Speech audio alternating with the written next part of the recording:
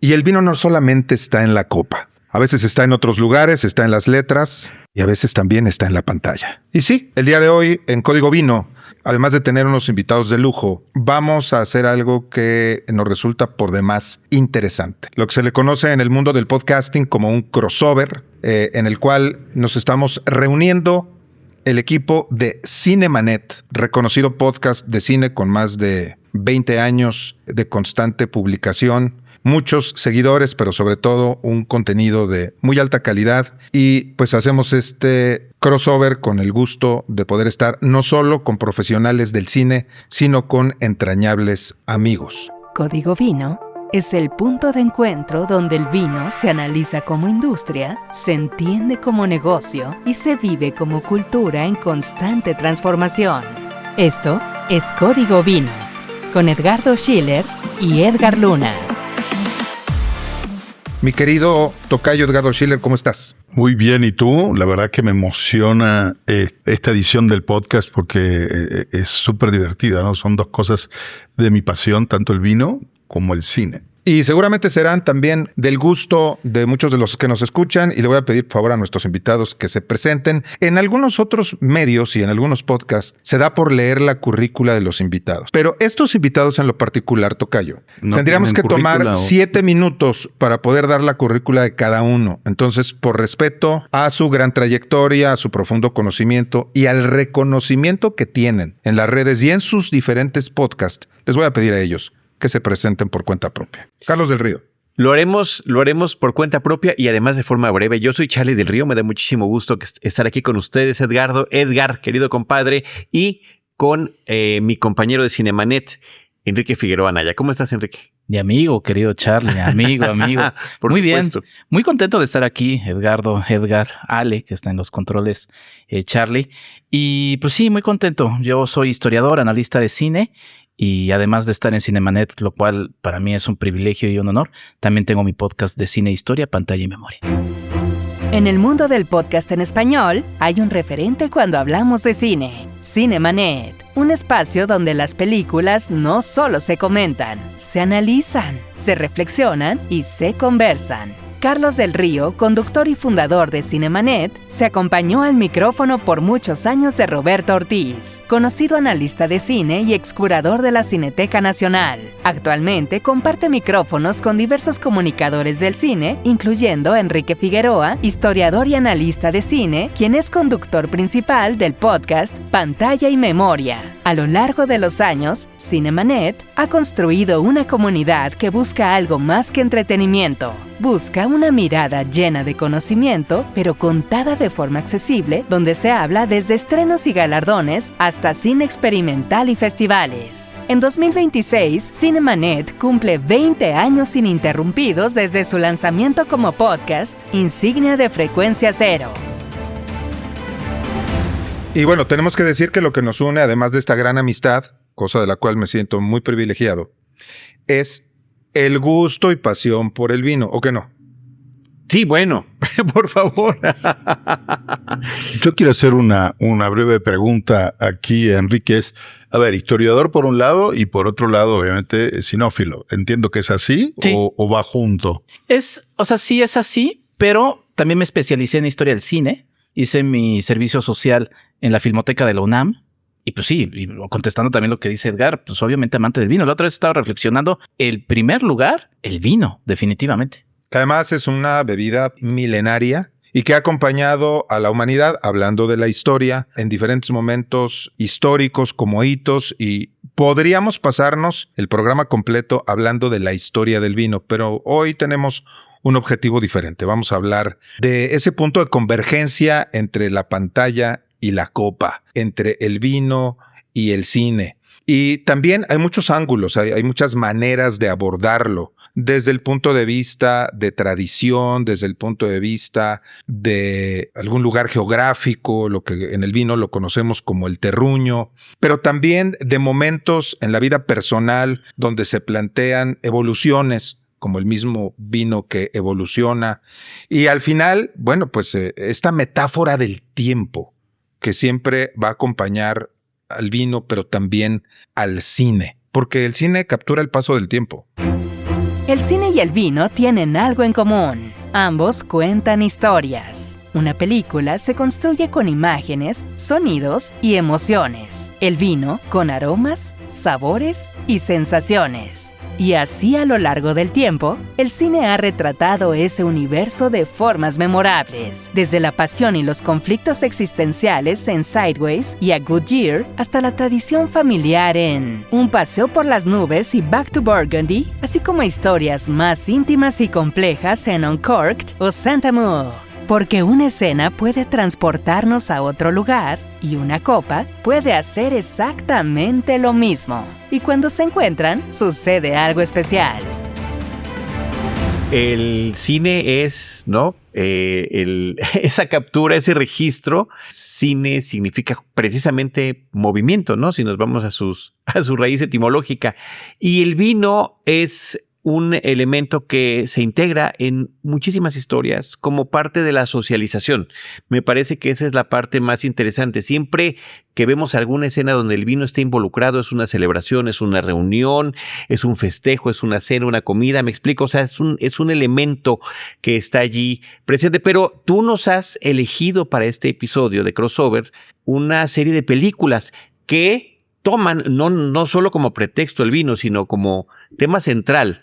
Y cada una de ellas le da un giro distinto a la historia. Bueno, es atrevido, por supuesto, pensar que en una conversación como esta, donde hay tanto que decir, podamos abordar todas ellas. Sí, tomamos por ahí como punto de referencia una que me parece que es la película de vino de los tiempos modernos, Sideways, pero pues también hay otras muy interesantes y hablando de que ayer fueron los Óscares, estamos grabando el día posterior a la entrega de estos premios, pues recuerdo también Un paseo por las nubes, y si queremos dar referencias históricas tenemos que hablar de Bottle Shock sobre el juicio de París, y vaya, tantas películas que podríamos abordar, pero me parece que en esta ocasión hablaremos de estas películas como una referencia, pero sobre todo del papel de me pregunto, ¿protagonista?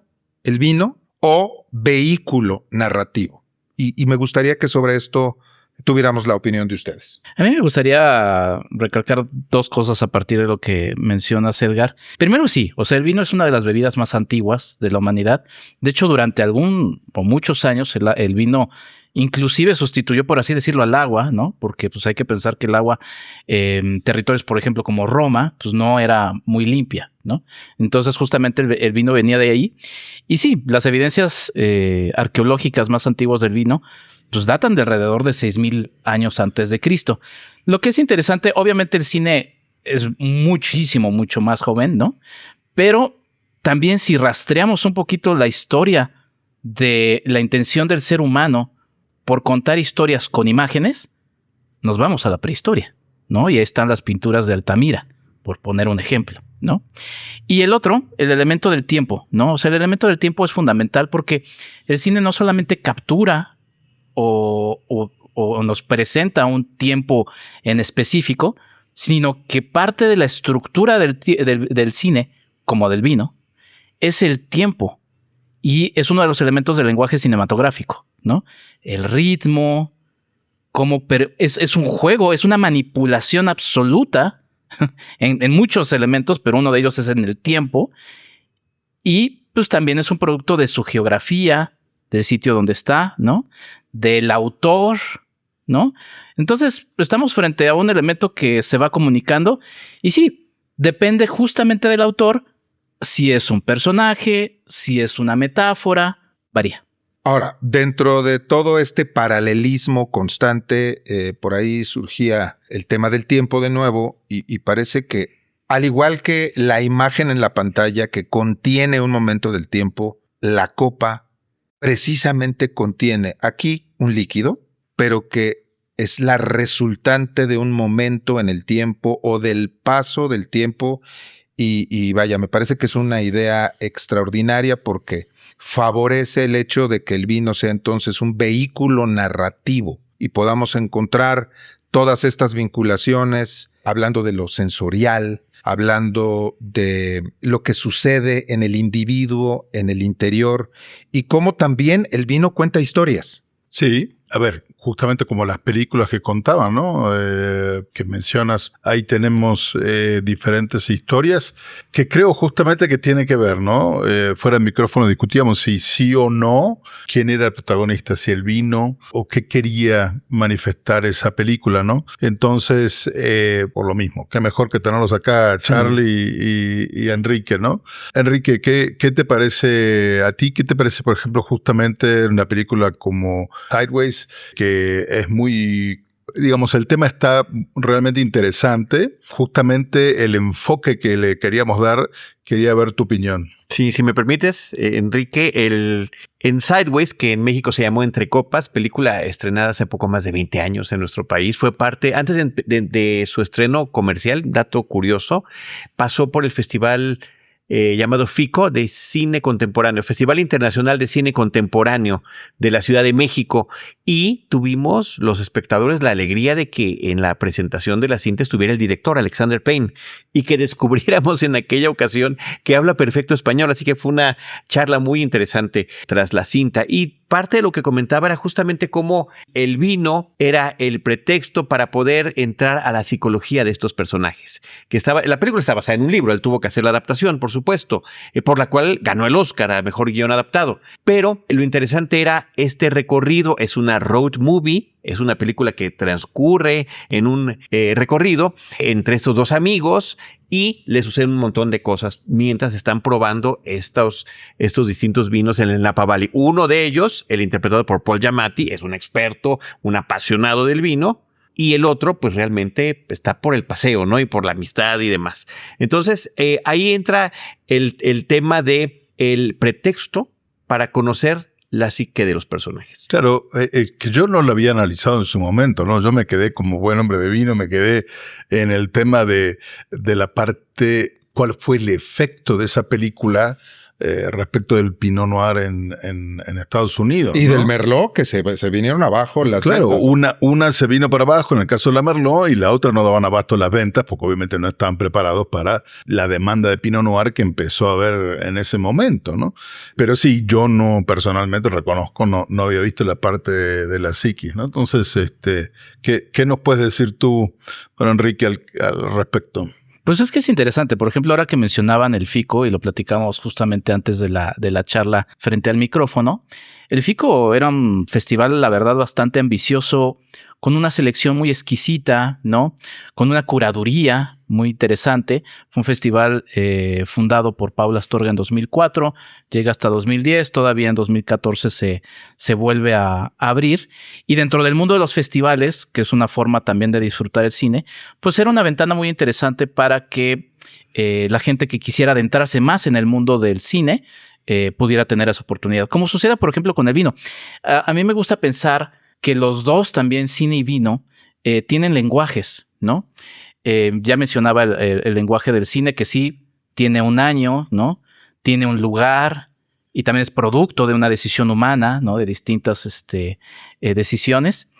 Y es lo padre de las artes, ¿no? Ampliándolo inclusive al mundo de las artes, como del vino. Alguien que es ajeno a ellos puede llegar, echarse una copa y decir, me gustó, ¿no? Como alguien ajeno al cine puede llegar, ver una película y decir, me gustó. Esa es una forma válida de acercarse y de además de decir qué interesante, porque a diferencia, por ejemplo, de los idiomas, y ya que estamos hablando de geografías y todo eso, pues sí necesitamos entender el idioma para poder comunicarnos con alguien más. Pero el vino y el cine son dos lenguajes que no necesitamos entenderlos para eso. Ahora, si los entendemos, pues obviamente termina siendo muy enriquecedor. Sobre lo que me preguntabas, Edgardo, sí, o sea, es interesante porque el cine, y ahí depende, por ejemplo, del autor, lo usa también como una metáfora, como decía Charlie, ¿no? Porque pues es un personaje que está marcado por el fracaso, ¿no? Su novela no se publica, su matrimonio fracasa. Y también, y ahí podemos ampliarlo hasta inclusive, bueno, somos 4 hombres los que estamos frente al micrófono ahorita hablando, ¿no? En las masculinidades y en la construcción de las distintas masculinidades, pues hay una cosa de pues, no decir cómo te sientes, ¿no? Lo cual nos ha hecho mucho daño como hombres, debo de decirlo, ¿no? Yo precisamente estoy como en una deconstrucción de las masculinidades. Pero entonces aquí el vino funciona como de, pues es que hay una fragilidad del vino, ¿no? pero en realidad el que es frágil es Miles, ¿no? Entonces ahí está utilizando la metáfora el realizador para hablar de eso y pues sí, hacer un símil entre el vino y el personaje. Y entonces es interesante porque el personaje no solamente está caracterizado por el actor, sino por el vino y los demás elementos que componen el lenguaje del cine, ¿no? Y me parece que una de las escenas más entrañables de la película, que genera más recordación, es precisamente cuando Miles está explicando el Pinot Noir y lo hace mencionando características donde literalmente se describe a sí mismo. Que es frágil, que requiere un cuidado muy peculiar para poder dar su máximo potencial, que requiere una atención permanente.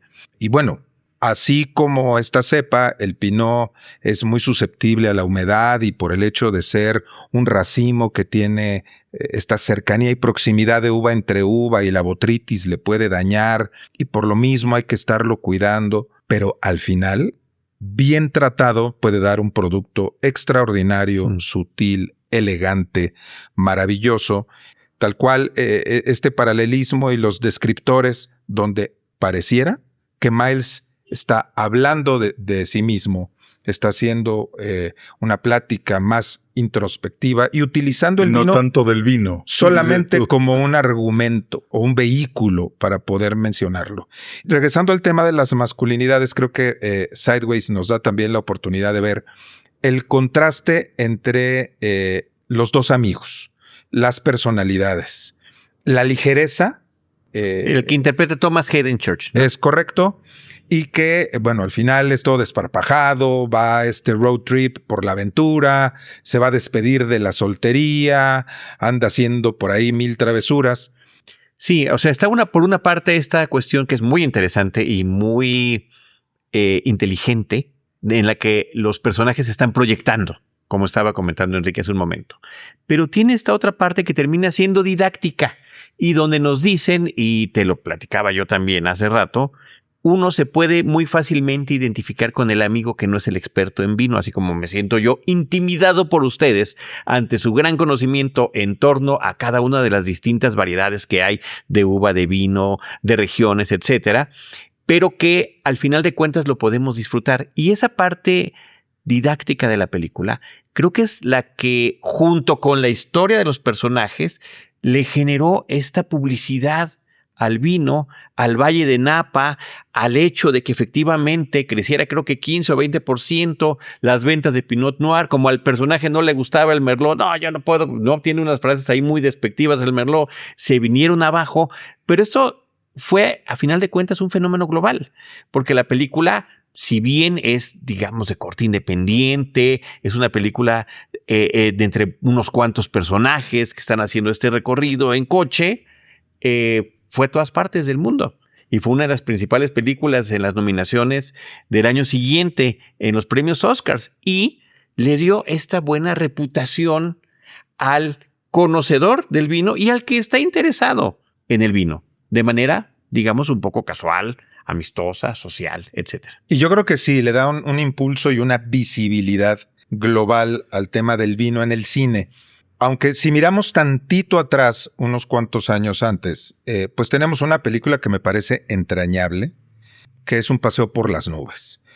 Digamos, la sentimos cercana porque pues es un director mexicano, Alfonso Arau, un elenco que venía de hacer gran parte de ellos como Agua para Chocolate y entonces los identificamos. Más allá de que sea un remake de una película italiana, me parece que el trabajo que hace Arau ahí sí logra representar el tema que en el vino es sustantivo, me refiero la tradición, la familia, la herencia. Y podríamos irnos a cualquier parte del mundo, no solo a Francia, no solo a España, no solo a Italia. Por supuesto, me parece que el vino, independientemente de dónde hablemos, tiene tradición, es un tema familiar y nos gustaría mucho su opinión, mi querido Enrique, desde el punto de vista del historiador. Fíjate que es interesante porque, mira, Cuatro pasos por las nubes es dirigida por Alessandro Blasetti, es una película de 1942. Y obviamente hay muchas ligas que nos ligan, valga la redundancia, con los italianos, ¿no? Son bueno, nuestras lenguas son lenguas romances, ¿no? Son derivadas del latín, el italiano y el español. Y pues también nos parecemos en muchas cosas, tanto en negativas como en positivas, ¿no? Por ejemplo, sus cocinas son muy ricas, ¿no? Nuestras cocinas son muy ricas. También un poquito pues quizá no la constancia de, por ejemplo, los alemanes, ¿no?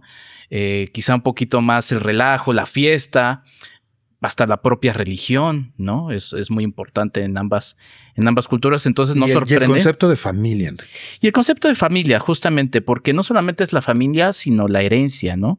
Los viñedos familiares ahí lo que representan, pues es algo que pocas industrias conservan hoy, ¿no? Que es la continuidad generacional, ¿no? Un viñedo. Te iba a decir, no más que herencia, claro, más que la herencia, el legado, ¿no? El legado, ¿no? Y es que, por ejemplo, en Europa existen bodegas que producen vino desde el siglo XVII, ¿no? Ah. Y esto significa que cada cosecha es parte de una historia familiar acumulada. Por eso el vino, justamente, pues tiene una relación tan fuerte con esta idea de linaje, ¿no? Y la película lo sugiere visualmente. Los viñedos no se filman como una agricultura industrial, que también eso es muy de nuestros países, ¿no? Nosotros en México tenemos al vecino del norte, ¿no? Que es más industrial, tiene su lógica, les funciona, está bien, ¿no? Son formas diferentes de ver el mundo, pero nuestro país es más de las cosas hechas en casa. Artesanales, ¿no? Y la película lo sugiere, se filman casi como paisajes sagrados, ¿no? Porque son el hogar, es como abrirle el hogar a la gente, ¿no? Y la vendimia aparece como un ritual colectivo, ¿no? Y esto, bueno, conecta con una tradición cultural antigua. El vino fue una de las primeras bebidas rituales de la humanidad, desde Dionisio en Grecia hasta la Eucaristía cristiana. El vino ha simbolizado vida, sangre, comunidad, ¿no? Y Un paseo por las nubes recupera esa dimensión casi, pues sí, religiosa del vino. Sin duda. Y fíjate que ahorita que comentaban legado, me recuerdas una película, Back to Burgundy. Yo creo que hablaremos de ella en otro momento, pero vaya que hay material y ahorita estamos solamente dando, digamos, una pequeña mirada de esbozo al tema, pero... Una pincelada, ¿no? Es correcto. ¿Una pequeña cata? Digamos, estamos apenas iniciando esta degustación solo con la fase visual. Oye, pero también ahorita que hablábamos de todo el aspecto histórico, estos hitos como el de Bottle Shock, ¿no? El juicio de París. Ahí cuéntanos algo, tocayo, porque qué importante ha sido ese evento en el mundo del vino donde se rompe el paradigma del dominio francés. Y más allá de que en la obra cinematográfica pues puede haber, pues hay algunas cuestiones que sirven para el fin de la narrativa del cine. En esencia estamos narrando un evento histórico de profunda trascendencia y que se da pues como muchas cosas importantes en la vida. No diría que por accidente, pero pues sorprende que los actores participantes pues salen de cualquier entorno menos del que lo esperarías, ¿no? Pues obviamente resaltar o recalcar que es un hecho verídico, ¿no? Entonces, efectivamente, un periodista que tiene un bar allá y es un crítico de vinos de Inglaterra y se dedica, le hacen un desafío de alguna manera, ¿no? Sobre los vinos americanos y dice, ay, pero no, como que de alguna manera los ningunea. Entonces los manda a Estados Unidos.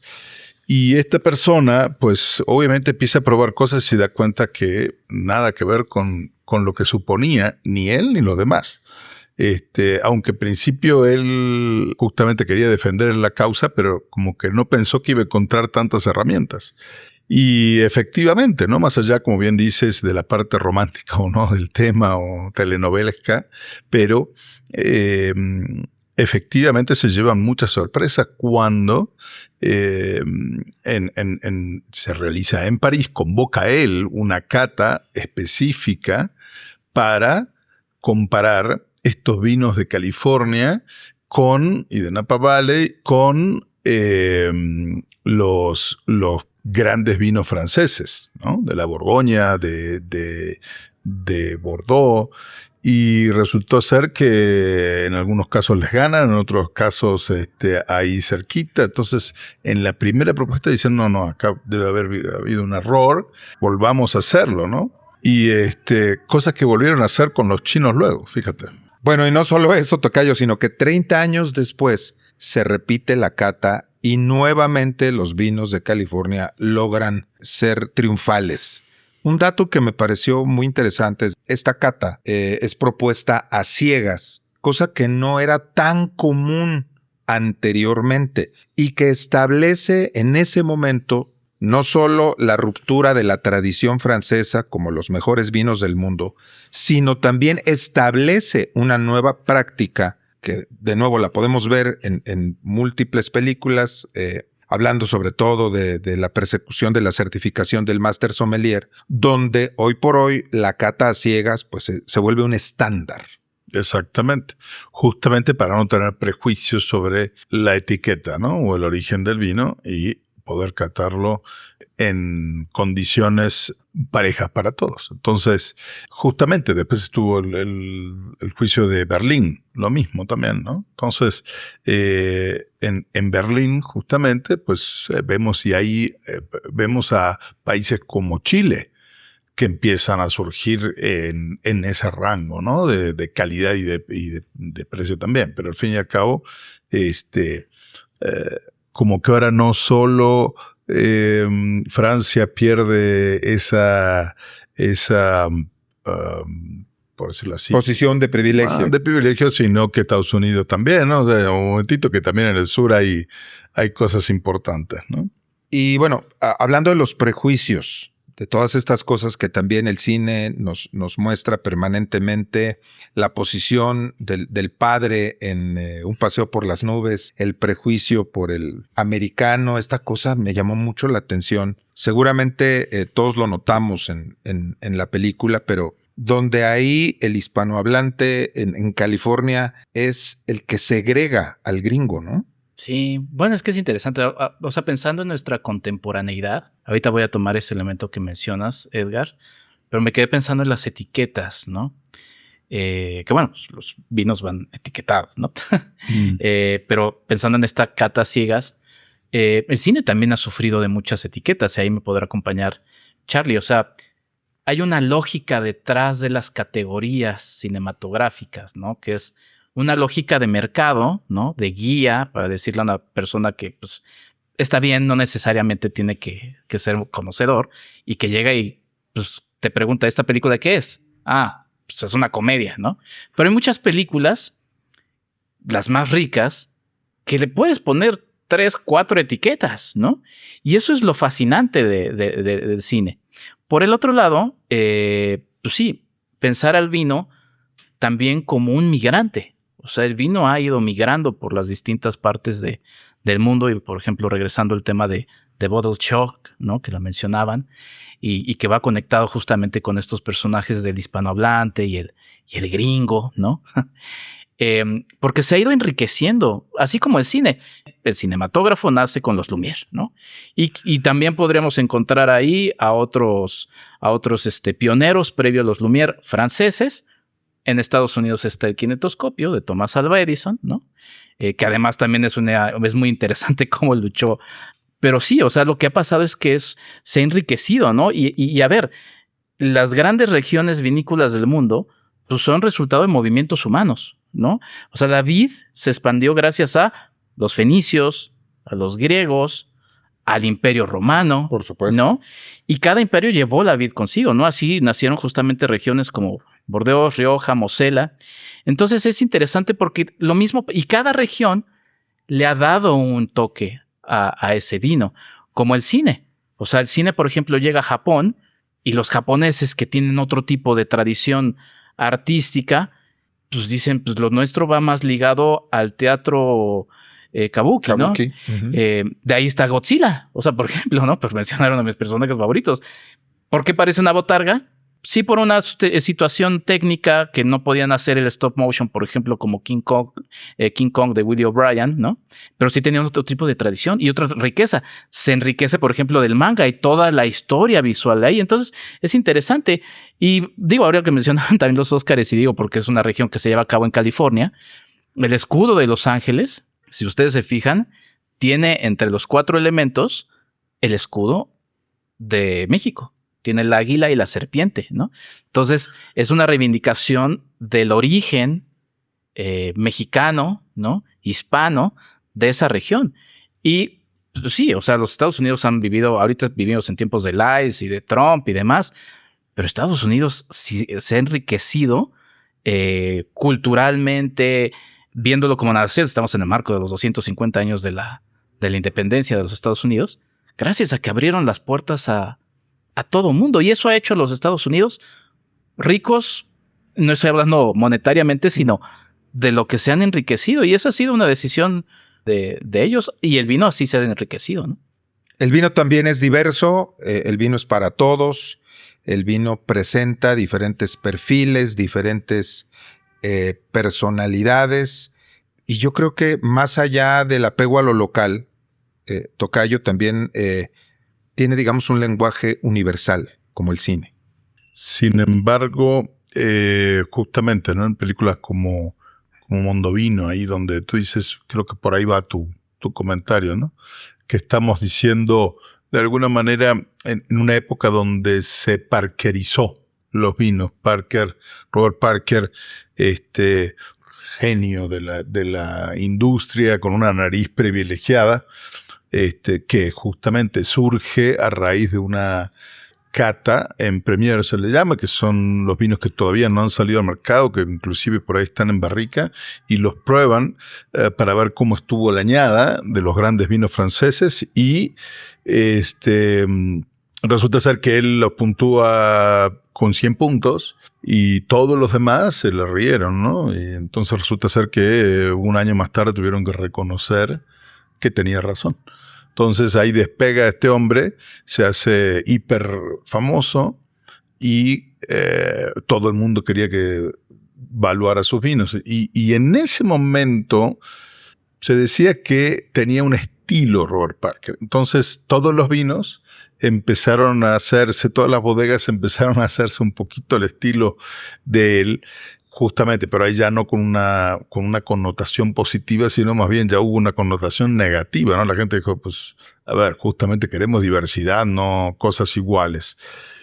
Así que justamente yo creo que eso fue un tiempito corto, luego mismo yo creo que hasta él, para demostrar que no era cierto, varió un poco su técnica y sus lugares de donde provenían los vinos como para darle mayor diversidad y entonces ya dejó de ser esa moda, ¿no? Y hablando de la manera de juzgar los vinos o las obras, a mí me gustaría mucho en un día posterior a los Óscares, sin desviarnos, pero sí poniendo el... Sin desviarnos, pero desviándonos. Tantito nomás. Yo creo que ha pasado también en el cine. Charlie, de repente hemos visto estas tendencias, ¿no? Cuando, por suerte para México, en 2 o 3 años hay directores mexicanos que ganan premios Oscar y luego como que cambia la tendencia y se reconocen otras cosas.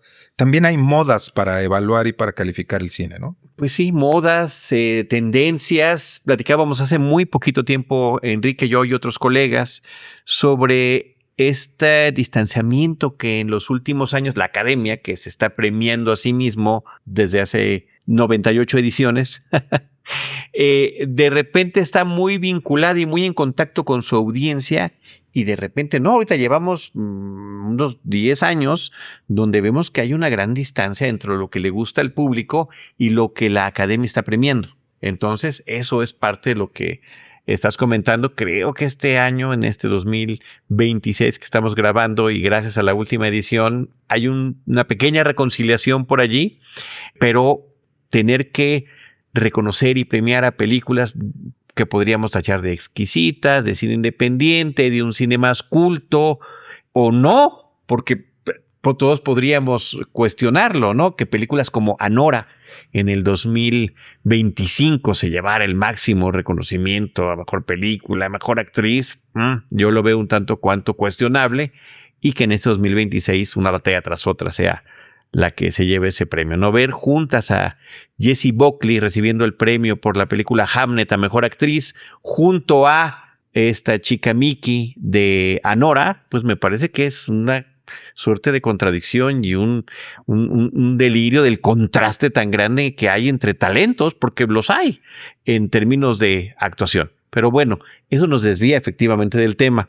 A mí me gustaría retomar la grata charla en torno al vino y al cine con estas películas que hemos estado comentando el día de hoy, y se las tratamos de acomodar un poquito en orden cronológico de las historias que nos cuentan. Nos iríamos primero con Un paseo por las nubes, sobre este personaje que viene de la Segunda Guerra Mundial en el 45, se encuentra con esta chica de ascendencia México-estadounidense y llega a conocer a su familia que se dedica al vino, con este patriarca interpretado curiosamente por un italiano, ¿no? Ya mencionábamos esta conexión entre los italianos, la propia película, y las referencias culturales entre México e Italia. Giancarlo Giannini es el patriarca de la familia con el que tiene que lidiar el personaje de Keanu Reeves, el estadounidense, con esta familia, y que Arau ya lo había hecho en la película anterior, en Como agua para chocolate, cuando pone a Marco Leonardi también como el protagonista masculino. Correcto, este sí. jovencito que venía de Cinema Paradiso.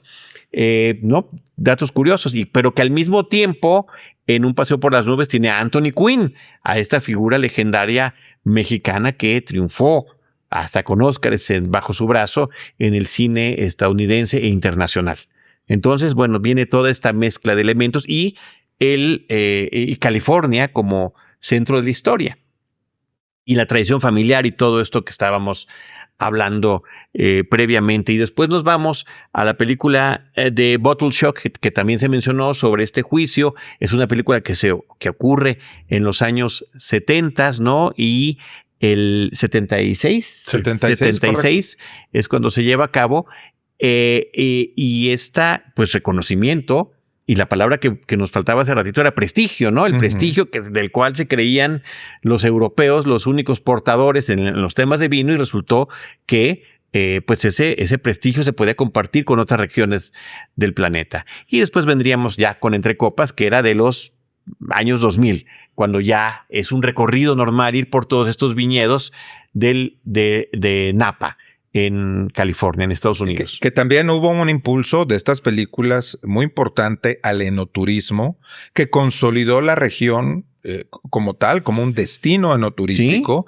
¿Sí? Y además, fíjate la coincidencia, porque las tres películas ocurren desde el Valle de Santa Inés, si no mal recuerdo, pues hasta Chateau Montelena, que está en Calistoga. Entonces, toda esta parte de California cercana a Hollywood, por cierto. Sí. Pues se vuelve también, como ubicación geográfica, punto céntrico de la narrativa de estas tres películas. Punto céntrico, pero también habría que decir que la movilidad de los personajes geográfica es parte importante de las películas. El que viene de la guerra, que se traslada en tren y que llega a conocer este espacio, los amigos que están recorriendo en coche, en el caso de Bottle Shock, el ir y venir, ¿no? El británico, ¿no?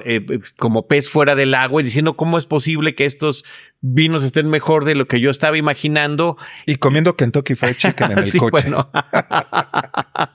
Y con el crujido, no, porque además creo que escogió la receta que cruje, porque tronaba cuando la masticaba. Interpretado increíblemente por Alan Rickman, que es un gran histrión, sí, ya fallecido, pero que lo recordamos por innumerables películas. Entonces sí, ahí están todos estos elementos que comparten las películas, independientemente de que cada una de ellas le diera el aspecto de, ¿no?, la posición geopolítica, la tradición familiar, los conflictos interpersonales, ¿no?, de quienes están protagonizando, los personajes que están habitando estas cintas en el entorno del vino.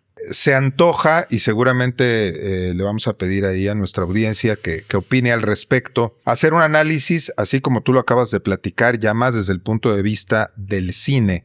y meter, ¿por qué no?, los elementos técnicos y complementarios en la charla del vino, como producto del vino, como conversación del vino, como tradición del vino, como industria, y escoger alguna de estas y echarnos una platicada más a fondo, más a detalle, porque hay tantos momentos entrañables que narrar de estas películas y muchas otras. Me obligo a mencionar una que viene después, digamos, en los años de aparición, que en inglés se llama Uncorked. No sé, es descorchado, pero no sé si tenga haya aparecido con traducción al español. Creo que se quedó nada más en el tema de plataformas. No creo que haya llegado a Lo que pantalla pasa grande. es que, bueno, primero que nada fue una producción de Netflix y además se estrena durante la pandemia, ¿no? Entonces es una de esas cintas que nos llegaron directamente al hogar, pero muy interesante también. Ahí hay un tema de aspiración social en torno a la apreciación del vino, ¿no? Entonces, bueno. Y cómo choca la postura familiar, sobre todo la postura paterna, pues con la aspiración del hijo que quiere ser no solo sommelier, sino máster sommelier, y que también nos presenta ahí la complejidad, la dificultad y toda la parafernalia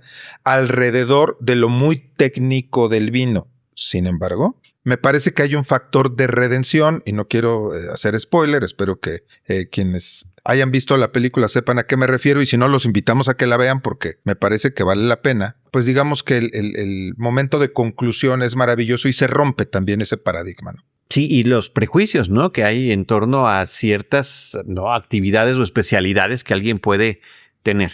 Mi querido Enrique Figueroa, en afán de cerrar este primer ejercicio, esta primera oportunidad de compartir micrófonos entre Cinemanet, tú también como representante de Pantalla y Memoria, tu podcast individual, y Código Vino, ¿cómo vamos haciendo conclusiones en esta charla de hoy?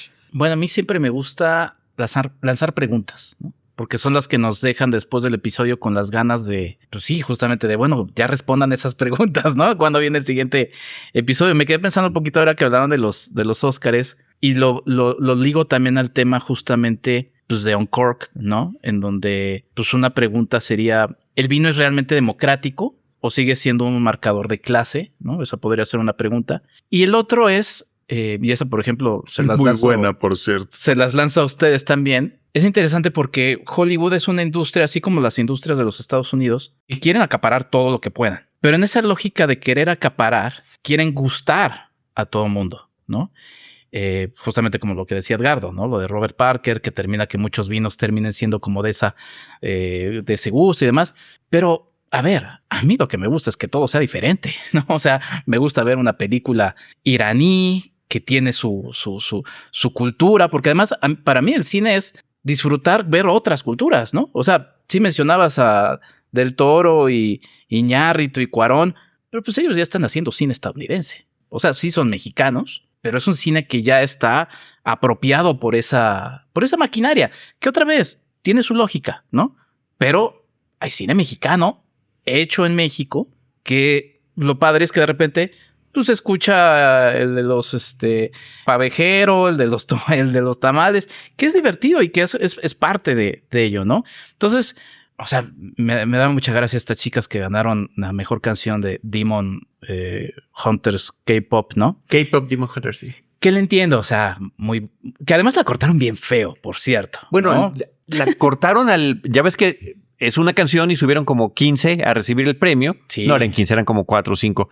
Pero pues que son los que escribieron y demás. Y cuando terminó ella de hablar, les cortaron el sonido y ya no pudieron ellos. Traía su hojita con sus agradecimientos y ya no los pudo decir. Creo que les dieron más tiempo a otros, pero bueno. Sí, o sea, coincidió que estaba el corte también. Claro. El corte comercial, que esos son implacables que hay, por ejemplo, eventos en vivo. Una cosa que le ha pasado al Oscar, ¿no? O sea, quiere ser como de, es que soy muy artístico.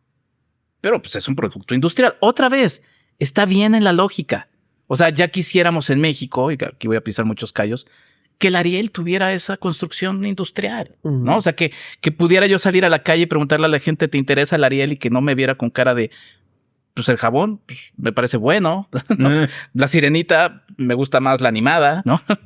Pero vamos a esas preguntas justamente y vivimos en tiempos de inteligencia artificial, donde con todas las herramientas, los datos son el nuevo petróleo, ¿no?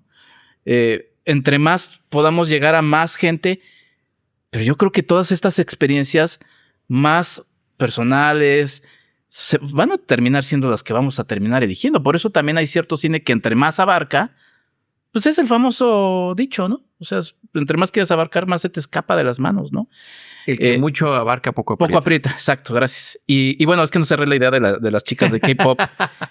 Agradeció y dijo, es que todo se lo debo. Y pues también hay una lógica industrial de ellas, ¿no? Que es el poder blando, que no solamente es propio de los Estados Unidos, sino en este caso de Corea, que lo ha hecho muy bien, ¿no?